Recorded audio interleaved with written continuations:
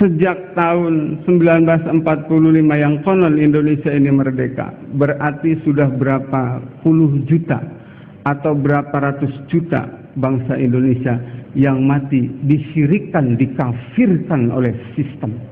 Khilafah itu tumbang di Turki tahun 1924, sekarang sudah tahun 2010. Artinya apa? Umat Islam sudah berdosa selama 86 tahun.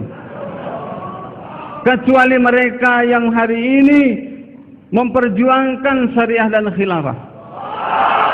Khilafah itu jualan orang, Bapak Ibu. Saya kasih tahu cara ngejawabnya. Tidak ada satupun dalilnya dalam Al-Quran dan hadis yang memerintahkan menegakkan khilafah. Itu jawabannya.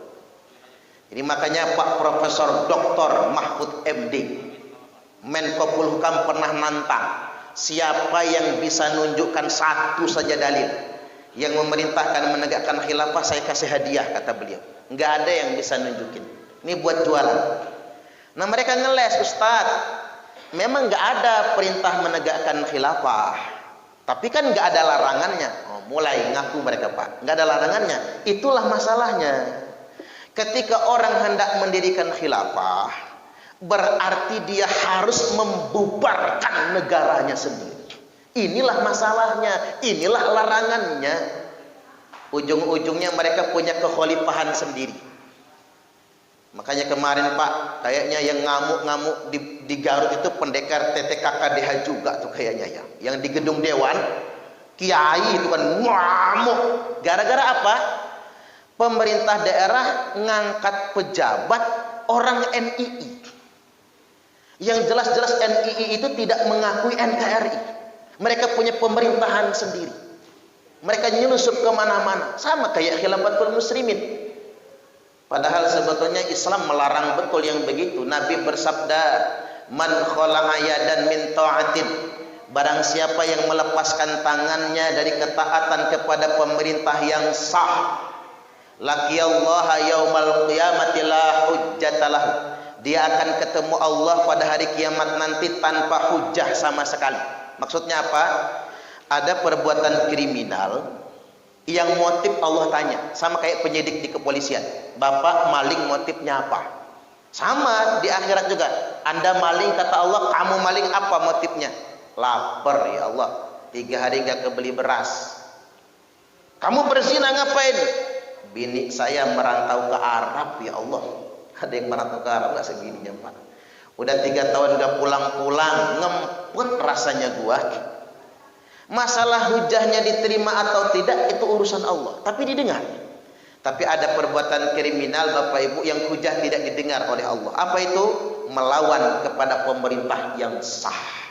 Waman mata walaysa fi unuqihi bay'atun mata mitatan jahiliyah. Barang siapa yang mati dalam keadaan memberontak kepada pemerintah yang sah, maka matinya mati jahiliyah. Alih-alih mati syahid, malah matinya mati jahiliyah. Bahkan ada nas bunyi begini, man ahana sultana ahanahullah, barang siapa yang menghina pemerintah, maka dia pasti akan dihinakan oleh Allah. Makanya dulu ada yang menghina Pak Wakil Presiden, Profesor Dr. Kiai Haji Ma'ruf Amin. Beliau adalah cicit dari Syekh Nawawi Al-Jawi Al-Bantani, Imam Masjidil Haram yang asli orang Banten. Bahkan beliau juga kan keturunan Sunan Gunung Jati. Beliau dihina, masa jalan saja susah jadi wakil presiden. Na'udzubillah. Hati-hati itu dosanya 3 itu, Pak. 1, menghina ulama. Darah daging ulama itu racun. Yang kedua, menghina orang tua. Jangan menghina orang tua orang lain, kata Nabi. Enggak ya Rasul, kata sahabat. Kamu menghina orang tua. Jangan menghina orang tuamu sendiri, kata Rasul. Enggak, kata sahabat. Kamu menghina orang tua orang lain, sama saja sudah menghina orang tuamu sendiri. Bukan golonganku, kata Nabi, orang yang tak hormat dengan orang tua. Dan yang ketiga, ini dosanya paling besar, menghina sultan. Man ahana sultana ahanahullah. Barang siapa yang menghina pemerintah, maka pasti dia akan dihinakan oleh Allah Ta'ala. Jadi ada ideologi-ideologi yang mengajarkan kita seolah sah melawan pemerintah yang sah itu. Ini ekstremis. Nolak Pancasila, nolak Undang-Undang Dasar 1945.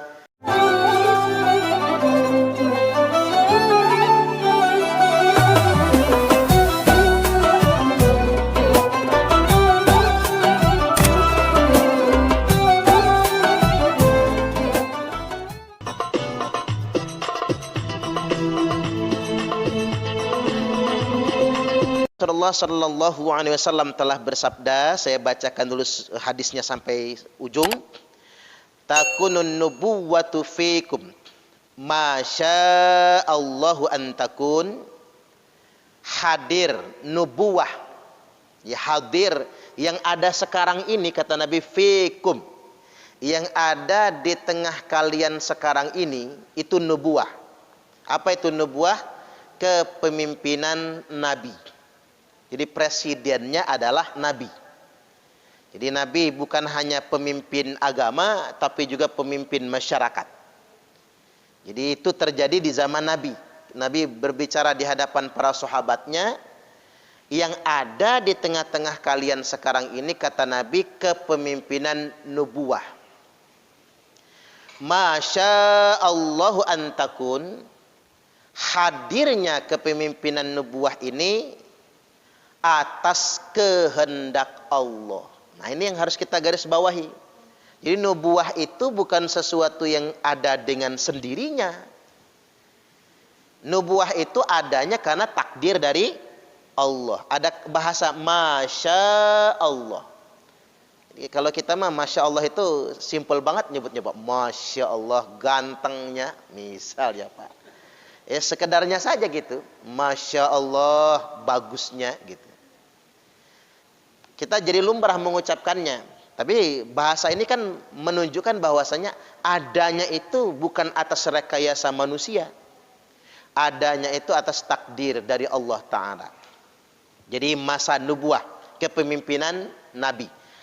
Thumma yarfa'uha idza sya'allahu ayyarfa'aha. Lalu masa nubuah ini berakhir, kalau dalam bahasa kitanya diangkat oleh Allah, dicabut, berakhir. Idza sya'allahu ayyarfa'aha.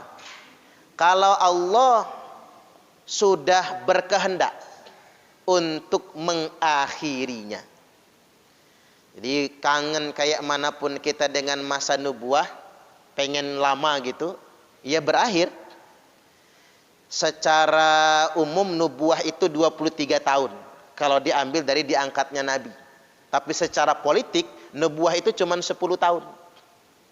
Hijrahnya Nabi dari Mekah ke Madinah, baru dibentuk Madinatun Nabi, kota Nabi atau negara Nabi, 10 tahun sampai Nabi wafat meninggal dunia. Nabi hijrah di usia 53 dan wafat di usia 63 tahun. Cuman 10 tahun. Masa kepemimpinan nubuah itu.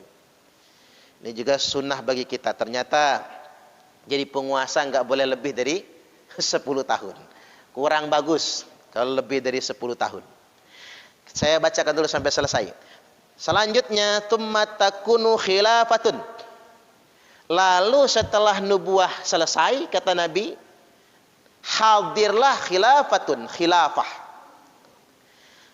Ala minhajin nubuwah, yang kepemimpinannya, pemerintahannya dijalankan dengan metode kenabian.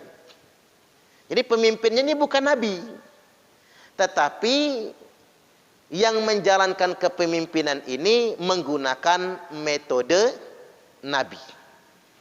Ya, sahabat yang 4. Abu Bakar, Umar, Utsman, Ali radhiyallahu anhum. Sahabat yang 4 mengacu kepada metode Nabi. Selanjutnya, fatakunu masya Allahu antakun. Masa khilafah ala minhajin nubuwah ini hadirnya atas kehendak Allah. Ya kalau para sahabat waktu itu kan belum mengalami, Nabi bersabda ini, Nabi masih hidup, kan begitu. Mereka mikir, oh berarti habis Nabi wafat ada pemerintahan nih.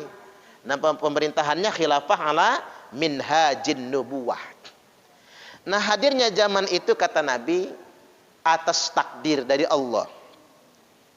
Walaupun sebetulnya orang tuh berharap, Pak, yang ganti Nabi itu anak Nabi.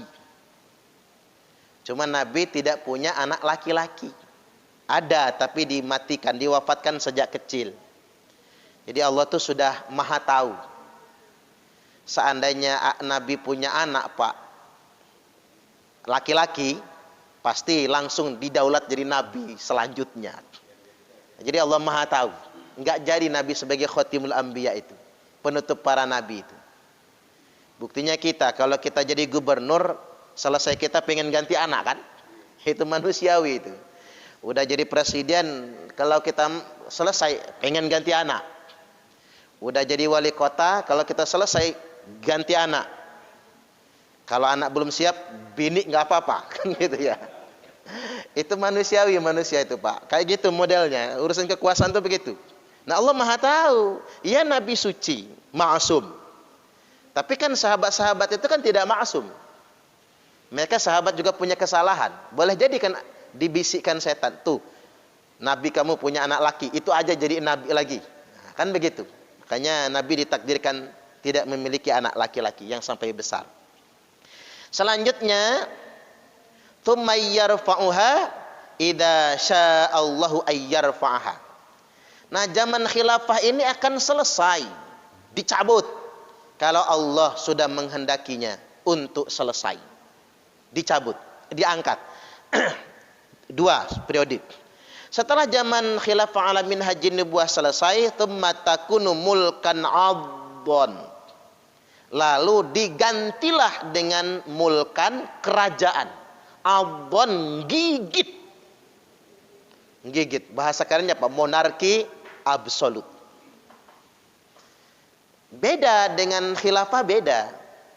Kalau khilafah itu kan kepemimpinannya berganti bukan berdasarkan keturunan. Makanya khilafah Islamiyah itu nggak lama, cuman sampai Ali saja. Habis itu nggak ada lagi khilafah. Yang ada tuh kerajaan, mulkan 'addan. Dinasti. Wah, dinasti itu. Politik dinasti namanya. Mulkan 'addan. Cuman nggak bisa ditolak, Pak. Karena mulkan 'addan, monarki absolut, politik dinasti itu takdir dari Allah. Bahasanya kan begini, fayakunu masyaallahu ayyakun. Hadirnya zaman kerajaan itu atas kehendak dari Allah. Makanya kalau orang nggak belajar agamanya mendalam, kerajaan haram, nggak sesuai dengan sistem Islam, itu nggak belajar agama secara dalam. Demokrasi haram, karena Rasul nggak pernah mengajarkan demokrasi, nggak dalam belajar agamanya. Tanda nggak pernah mondok juga kali, Pak. Kalau mondok ketemu tuh nas-nasnya itu kan, nggak dalam belajarnya. Emang mau khilafah terus gitu? Khilafah dibatasi, nanti kita kaji lebih dalam ya. Jadi kerajaan monarki absolut, bapak raja, ganti cucu, ganti anak, ganti cucu, ganti cicit, ganti canggah, terus muter begitu. Itu atas takdir dari Allah, nggak bisa ditolak. Walaupun Islam tidak mengajarkannya secara langsung. Format kekuasaan itu tidak ada, tapi nggak bisa ditolak karena takdir. Bahasanya sedemikian rupa. Tsumma yarfa'uha idza syaa'a ayyarfa'aha. Nah, zaman kerajaan itu selesai. Selesai juga kalau Allah sudah menghendakinya untuk selesai. Adanya atas maunya Allah, selesai atas kehendak Allah juga. Masuk fase yang keempat, tsumma takunu mulkan jabariyah. Lalu digantilah dengan mulkan jabariyah. Sebagian ulama, sebagian besar bahkan ulama mengatakan mulkan jabariyah itu pemerintahan penjajah. Pemerintahan yang menjajah. Sebagian besar ulama begitu. Walaupun jabariyah itu kalau menjajah bisa juga disebut jababirah. Itu mengakhiri masa periode kerajaan. Tapi ada juga yang mengatakan itu fase kebebasan, pemerintahan bebas. Ya, sampai sekarang ini fatakunu masyaallahu antakun. Zaman pemerintahan itu, demokrasi itu, kalau pemerintahan bebas berarti demokrasi kan, pemilihan soalnya. adanya atas takdir kehendak dari Allah Subhanahu wa taala. Adanya atas takdir kehendak ketetapan dari Allah Subhanahu wa taala. Jadi demokrasi ini nggak bisa ditolak. Ini takdir. Puas nggak puas, ini takdir. Masih mending demokrasi daripada kerajaan, Pak. Kerajaan mah nggak ganti-ganti. Bosan kita, habis dia anaknya, habis anaknya cucunya, bosan kan kita. Kalau demokrasi masih mending, bisa gantian. Tergantung faksi mana yang lebih sempat untuk berkuasa. Saya lanjutkan, tsumma yarfa'uha idza sya'allahu ayyarfa'ha. Dan zaman pemerintahan bebas demokrasi ini akan berakhir juga kalau Allah sudah menghendaki untuk berakhir. Kehendak Allah juga. Jadi sabar aja. Dipaksain juga revolusi. Kita ganti sistem negara kita dari negara kesatuan Republik Indonesia jadi negara apa nama begitu kan? Nggak bisa. Kita ganti sistem dunia. Kalau Allah nggak takdirkan, nggak bisa. Rusak malah kita. Malah perang saudara kalau maksa untuk menggantinya, nggak bisa. Karena takdir. Nah ini aspek sakralnya di sini, periode kepemimpinan itu, pemerintahan itu, yang nggak bisa kita tolak. Masa kita mengingkari kehendak Allah? Kan begitu, memaksakan kehendak. Lantas kemudian yang berikutnya baru masuk fase kelima. Selesai masa demokrasi itu matakunu khilafatan, baru hadirlah khilafah ala minhajin nubuwah, dengan metode kenabian lagi. Khilafah balik lagi. Wasakata, thumma sakata. Tapi habis itu Nabi diam, nggak ngomong lagi. Loh, mengapa Nabi diam? Ada kemungkinan besar Nabi menegaskan tentang itu setelah khilafah ala minhajin nubuwah, maka terjadilah kiamat kubra. Jadi bapak-bapak kalau ngarep betul masuk periode kelima berarti pengen hadir di hari kiamat dong. Kalau saya nggak sanggup, Pak, bener aja. Mending nggak usah kalau sayanya. Makanya kita ini nggak usah ngebur-ngeburi periode tegakkan khilafah. Itulah mengapa mubadir, Pak, berjuang menegakkan khilafah itu nggak ada pahalanya. Malah kalau diwajibkan jadi bid'ah dia. Karena nggak ada satupun perintah dalam Quran dan hadis. Perintah menegakkan khilafah itu nggak ada. Jadi kalau kita memperjuangkannya mubadir, malah bid'ah itu. Mengada-ngada dalam syariat itu namanya. Carilah dalam Quran. Ini bukan perintah ini nih. Kabar tentang takdir. Informasi ini, bukan perintah. Perintah itu aqimus shalah, dirikanlah sholat. Wa atuz zakah, tunaikanlah zakat. Saya pernah ketawa mampir di suatu masjid. Ibu-ibu lagi pengajian. Pematerinya itu teriak-teriak ceramah ngajak mendirikan khilafah. Ketawa saya. Mengapa? Kok ibu-ibu diajak diriin khilafah? Suruh aja nurut sama lakinya ibu-ibu itu. Bu, jangan matre, nurut sama laki, khidmat, ini pahalanya masuk surga. Ngapa ngajak-ngajak khilafah gitu? Sesuatu yang nggak ada perintahnya, kok diajak aja? Malah mubadir, nggak ada pahalanya, malah ngelawan suami nanti dia. Kan bagaimana ngelawan suami, Pak? Ngebantah sama suaminya dia. Dia lebih taat sama pemimpinnya di kelompok dia daripada sama suaminya. Malah masuk neraka itu. Jangan macam-macam. Wanita kok diajari, ibu-ibu kok diajarin negain khilafah gitu. Pakai demo lagi ya. Subhanallah. Baik, saya hadis pertama yang saya baca. Baik, sekarang kita masuk ke hadis yang berikutnya. Di hadis berikutnya kita akan dihadapkan dengan satu ketetapan lagi. Nabi sallallahu alaihi wasallam telah bersabda, al-khilafatu fi ummati 30 sanah. Khilafah di tengah-tengah umatku hanya 30 tahun. Jadi kalau ada yang mengatakan khilafah Islamiyah itu sampai Turki Utsmani itu salah. Turki Utsmani itu bukan khilafah, kerajaan. Bukan khilafah, beda. Itu dinasti, bukan khilafah. Khilafah dipilih pemimpinnya. Malah yang mendekati sistem khilafah itu demokrasi. Karena sistem pemilihan. Ahlul halli wal aqdi. Kalau kerajaan tidak dipilih, turun-temurun. Paling bapaknya dah tua kok nggak mati-mati bapak gua ini. Pengen gantian gua jadi raja. Racun aja tuh bapaknya. Biar cepat jadi raja. Kan begitu. Itu banyak kejadian, Pak. Banyak kejadian di zaman kerajaan itu. Makanya tadi, periode kepemimpinan itu ada yang sakral, yang memang takdir. ada yang memang ada unsur propan, manusia, politik murni. Jadi itu yang harus kita pahami.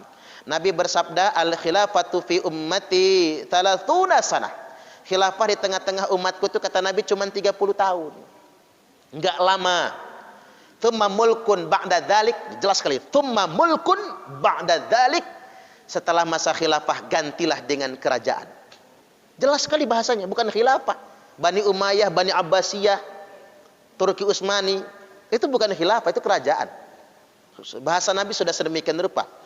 Lalu kemudian dikatakan imsik alaika khilafata Abu Bakrin. Silahkan hitung olehmu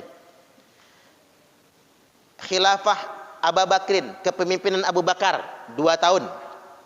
Wa khilafata Umar, kekhalifahan Umar 10 tahun.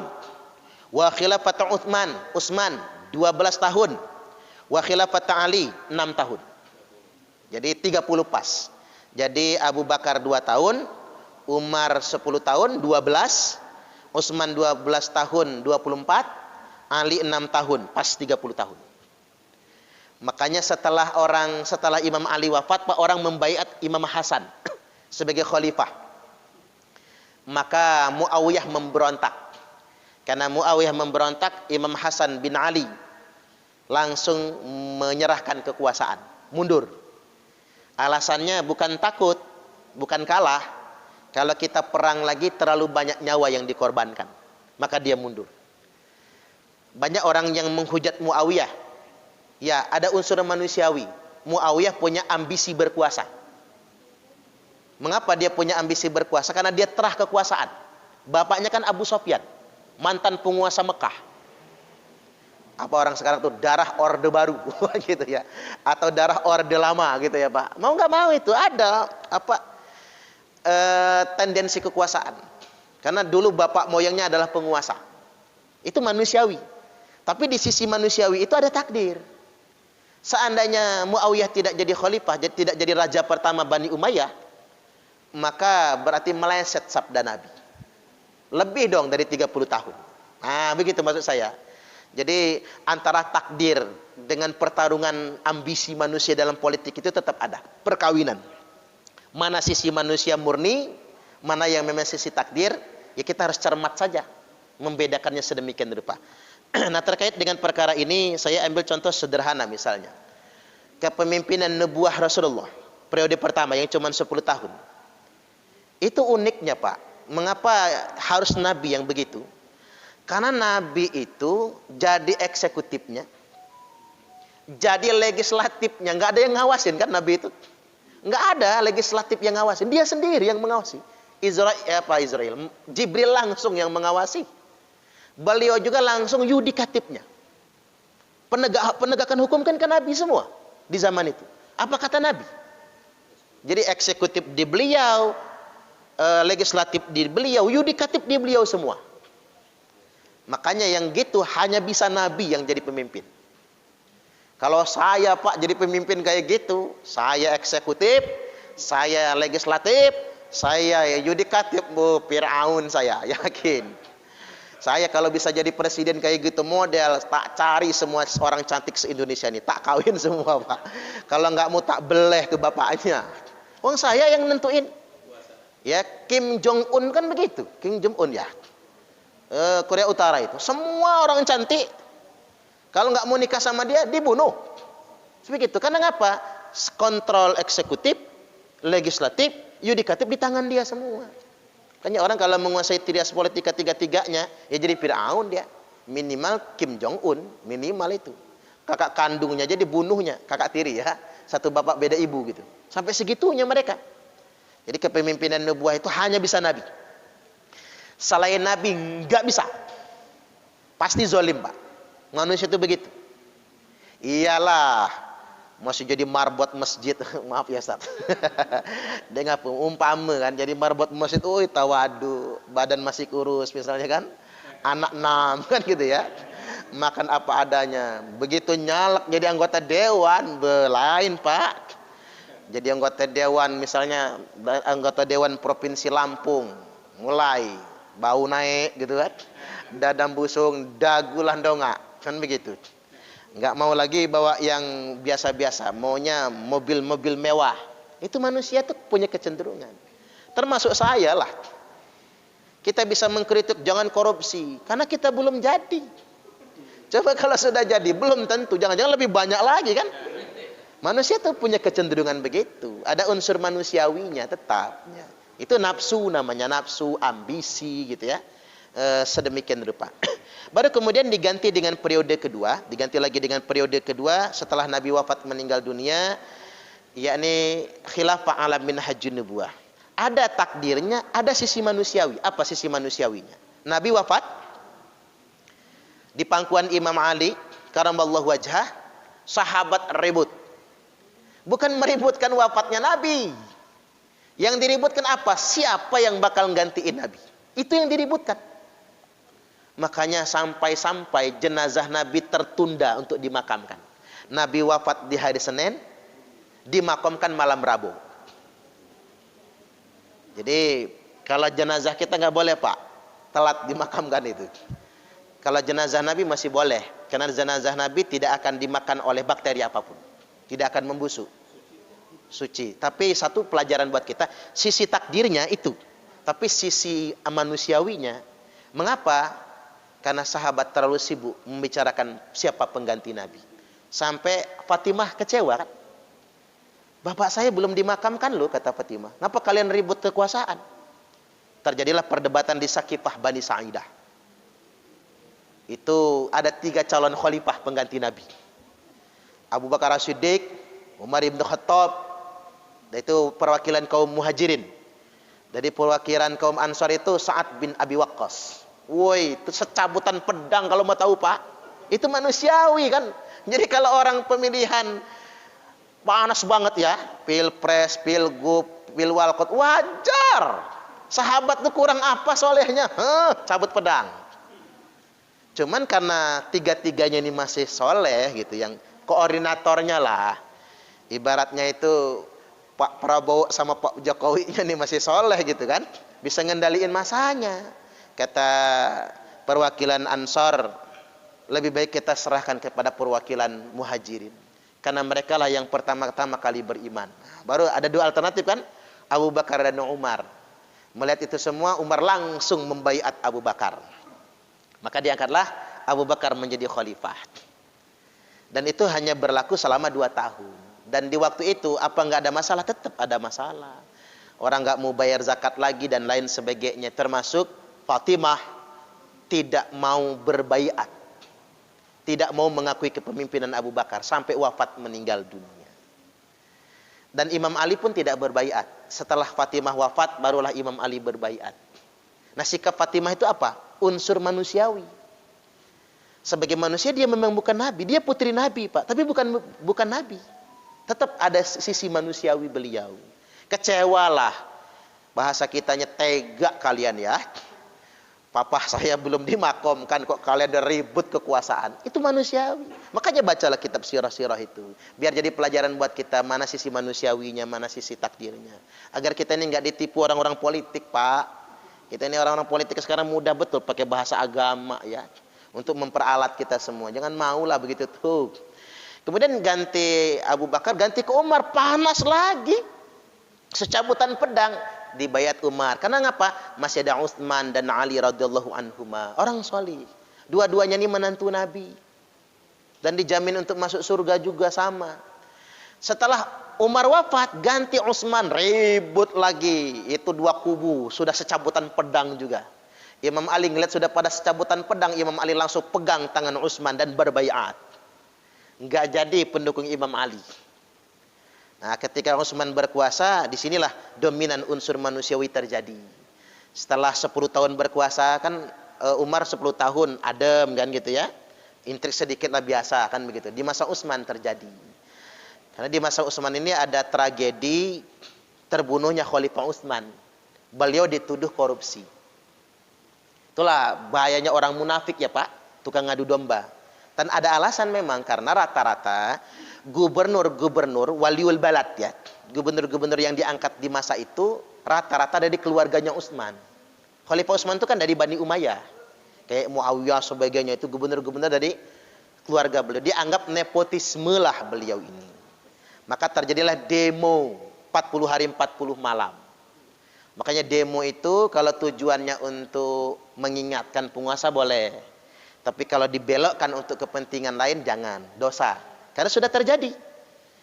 Nah kata Utsman, semua tuntutan kalian akan saya penuhi.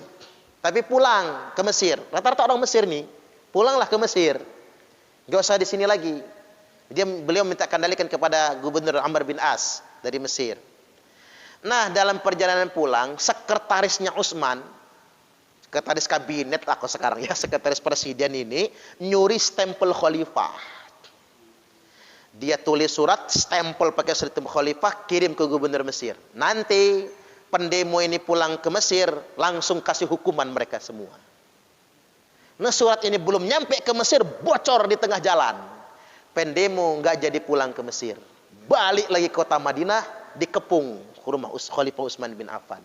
Maka di malam ke-40, orang loncat dinding rumahnya, masuk ke dalam kamar, Khalifah sedang sholat. Ditunggu Pak.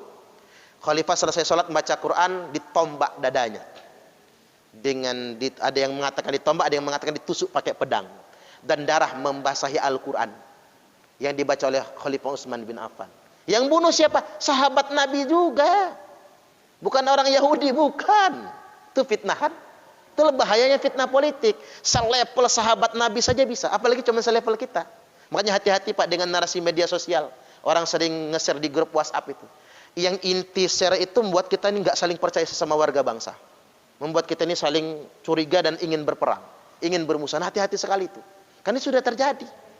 Khalifah Utsman terbunuh, kejadian tragis ya dalam sejarah Islam sebetulnya. Karena Khalifah Utsman itu nggak mungkin ngelawan ya Pak. Karena Khalifah Utsman itu usianya waktu dibunuh itu 79 tahun. Bisa apa sih orang umur 80 tahun kurang dikit? Ngangkat pedang aja udah lemes kan begitu kan Pak? Tapi apa yang terjadi? Itu yang terjadi. Sesama orang muslim sendiri. Gak enak aja nyebut nama-namanya Pak. Karena salah satunya diantaranya juga adalah sahabat-sahabat terkemuka. Yang percaya dengan hoax. Dengan fitnah. Ya gak mungkin lah Khalifah Utsman KKN kan? Uang dia menantu Nabi dari 2 anak Nabi kok. Dan beliau dijamin masuk surga. Maka dibaiatlah Imam Ali. Nah Imam Ali, perang Imam Ali itu juga sama pemberontak Mesir ini. 5 hari perangnya Pak. Sama pembunuh Utsman. Cuman aktor-aktor pembunuhnya itu belum dieksekusi. Belum ditangkepin. Ngapa? Karena rata-rata mereka punya koneksi terhadap kekuasaan di berbagai macam daerah. Maka kata Ali, nanti menangkap mereka semua gubernur, baiat dulu ke Imam Ali, ngambil kesetiaan, baru nanti pembunuh Khalifah Utsman kita eksekusi. Kita adililah bahasanya. Cuman gak sabar, muncullah demo. Demo di Basrah. Yang mimpin demo Ummul Mukminin Aisyah radhiyallahu anha. Bersama pemimpinnya korlapnya lah istilahnya. Korlapnya Tolhah bin Ubaidillah dan Zubair bin Awam radhiyallahu anhuma. 2 sahabat yang dijamin masuk surga. Surganya jelas sakralnya, Aisyah jelas Ummul Mukmininnya. Saya yakin beliau itu karena korban fitnah tadi Pak, korban hoax tadi kan gitu ya. Karena mereka tuh dijamin masuk surga semua beliau-beliau itu. Nah waktu itu kata Khalifah Ali, damaikan, janjikan kepada pengunjuk rasa bahwasanya kita akan menegakkan keadilan. Muncul provokator. Nah di balik masa itu pasti ada provokator. Provokatornya ini lebih kepada kelompok Yahudi dan kelompok Khawarij. Maka gubernur Basrah dipanah pas di jantungnya. Sedang mendamaikan masa dipanah. Kalau sekarang ditembak lah istilahnya kan. Ya sudah Pak, tempur akhirnya. Pasukan pemerintah, komandan tempurnya itu adalah Amr bin As, Muhammad bin Abu Bakar, putranya Abu Bakar. Tempur sama kubu lawan Aisyah Ummul Mukminin, putrinya Abu Bakar. Bayangin aja ya. Subhanallah, luar biasa itu. Itu 18.000 yang meninggal dunia. Bacalah dalam sirah Nabawiyah. Sirah sahabat, sejarah kekuasaan Islam itu. 15.000 dari kubu oposisi, 3.000 dari kubu pemerintah. Jadi, dan meninggal Tolha bin Ubaidillah dan Zubair bin Awam wafat meninggal dunia. Itu perang saudara, tragis banget. Coba kalau kita pakai bayangan sekarang nggak bisa itu. Nggak masuk kalau pakai bayangan sekarang. Sahabat semua kayak itu. Itu sisi manusiawi. Sisi manusia itulah kekuasaan. Makanya kita sebagai rakyat jelata di bawah ini jangan terlalu mau dipimpong sama orang politik. Udah pakai hati nurani saja, jangan terlalu mau. Ujung-ujungnya ke sana nantinya. Kalau ujung-ujungnya ngajak kita musuhan, jangan.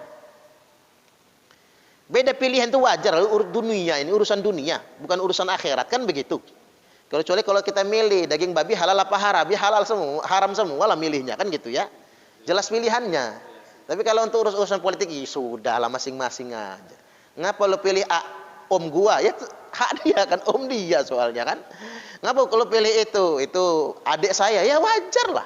Hal-hal yang masuk akal untuk dipilih bagi mereka, kan begitu. Kemudian yang berikutnya, sudah Isya ya. Isya jam berapa sih Pak? Enggak apa. Wah, masih ada waktu ya. Masih ada waktu. 6 bulan kemudian setelah perang Jamal, perang tadi namanya dengan Aisyah itu perang Jamal namanya ya. Walaupun habis itu maafan lah. Ya, Aisyah sampai menangis. Kalau saya tahu kan ini adu domba, kata Aisyah, saya menyesal. Saya tidak akan pernah melakukan ini. Makanya Aisyah menjelang wafat meninggal dunia. Kalaulah waktu bisa diulang, kata Aisyah, tidak akan pernah terjadi perang Jamal itu. Sampai segitunya. Perkara yang paling disesalkan oleh Ummul Mukminin adalah terjadinya perang Jamal. Karena beliau pemimpinnya Pak soalnya. Perkara yang paling disesali oleh Ummul Mukminin sampai wafat meninggal dunia adalah perang Jamal. Gara-gara adu domba politik. Ya, saling memaafkan satu sama lain. Termasuk Imam Ali minta maaf sama anaknya Tolha dan Zubair. Saya dan bapakmu berperang di dunia, saling berhadapan di dunia, saling menghunus senjata di dunia. Tapi percayalah nak, saya dan bapakmu akan bersama di surga nantinya. Senyum anaknya, pelukan sama Imam Ali. Sampai segitunya. Habis itu 6 bulan kemudian terjadi perang Siffin, masih juga itu Pak. Siapa yang berontak? Muawiyah, sepupunya Khalifah Utsman. Masih nggak puas dia. Perang Siffin. Nah ini korbannya banyak betul, 80.000 yang meninggal. Sahabat semua loh itu. Sahabat semua yang meninggal itu. Baik sahabat yang sempat bersama Nabi maupun yang tidak sempat bersama Nabi. 80.000. 50.000 dari kubu pemberontak, 30.000 dari kubu pemerintah. Sampai Imam Ali dibunuh pada bulan suci Ramadan oleh Khawarij. Nah, Khawarij itu betul kata Nabi, Khawarij itu akan muncul ketika umatku sedang bergesekan, berkelompok-kelompok dan berperang. Contoh begini, Suriah ada kubu pemerintah Bashar al-Assad, ada kubu oposisi. Ini tuh adu domba sebetulnya. Kan Suriah perang itu adu domba Yahudi. Islam semua itu. Jangan mau yang ada klaim ini kelompok itu, jangan, Islam semua. Nah, ketika mereka berperang muncul Khawarij. Apa? ISIS. Itu Khawarijnya ISIS gitu. Sama dulu ketika Imam Ali perang sama Muawiyah, muncul Khawarij. Nah, Khawarij ini yang lelah betul Imam Ali memeranginya. Dan hebatnya Khawarij itu Pak, kalau ibadahnya makalah kita. Laisa qiraatukum ila qiraatihim bisai. Bacaan Quran kalian enggak ada apa-apanya dibandingkan dengan bacaan Quran mereka. Wala salatukum ila salatihim bisai. Salat kalian enggak ada apa-apanya dibandingkan dengan salat mereka, kata Nabi. Wala siyamikum ila siyamihim bisai. Puasa kalian enggak ada apa-apanya dengan puasa mereka. Makanya kelompok-kelompok Khawarij yang ada sekarang ini Pak, Islam yang keras-keras itu, yang kafir semua orang itu, ibadahnya kalah kita. Baca Qurannya kalah, itu hadis sahih loh. Dalam Sahih Muslim, orang Khawarij itu bacaan Qurannya kalah kita. Mereka tahajud itu menghatamkan Quran seminggu sekali. Luar biasa. Dusyimain baina ainai, hitam jidatnya Pak di antara kedua mata. Maaf kalau ada yang hitam ya. Maaf, saking atar sujud karena bekas sujudnya. Sampai segitunya loh di dalam hadis-hadis sahih itu. Salat mereka sangat tekun, mengalahkan salat kalian. Puasa kalian juga begitu. Nah inilah yang membunuh Khalifah Ali saat sedang mengimami sholat subuh pada bulan suci Ramadan. Mereka halalkan darahnya. Subhanallah. Jadi nanti kita lanjutin ya. Habis sholat Isya saya lanjutin dikit, baru nanti tanya jawab. Artinya jangan, maksud saya begini, jangan tertipu dengan kesolehan zohir. Khawarij itu baca Qur'annya fasih, rata-rata hafal Qur'an. Abdurrahman bin Muljam, Pak, yang menikam Imam Ali itu hafal Qur'an 30 juz. Makanya Dr. Ar-Razi Hashim, itu penceramah fenomenal baru ya Pak, itu mengingatkan jangan sembarang anak masuk ke rumah tahfiz atau pondok hafal Quran, karena terindikasi rumah tahfiz ada nggak banyak ya, ada yang disusupi oleh kelompok Khawarij. Dan jangan heran, memang dari Nabi sudah disampaikan oleh Nabi, orang Khawarij itu rata-rata hafal Quran. Abdurrahman bin Muljam yang membunuh Imam Ali.